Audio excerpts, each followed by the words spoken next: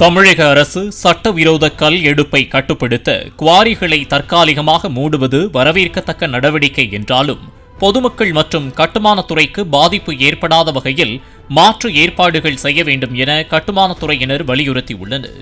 குவாரிகள் தற்காலிகமாக மூடப்படுவதால் எம்சாண்ட் போன்ற அடிப்படை கட்டுமான பொருட்களின் விலை உயர வாய்ப்பு அதிகமாக உள்ளதாக கட்டுமானத்துறையினர் தெரிவித்துள்ளனர். தற்போது தமிழ்நாட்டில் ஒரு நாளைக்கு 60,000 லோடுகள் வரை ஜல்லியும் 70,000 லோடுகள் வரை எம்சாண்ட் தேவையும் உள்ள நிலையில் போதுமான உற்பத்தி இல்லாத நிலை ஏற்பட்டால் தட்டுப்பாடு உருவாகும் அபாயம் உள்ளதாகவும் அவர்கள் கூறினர்.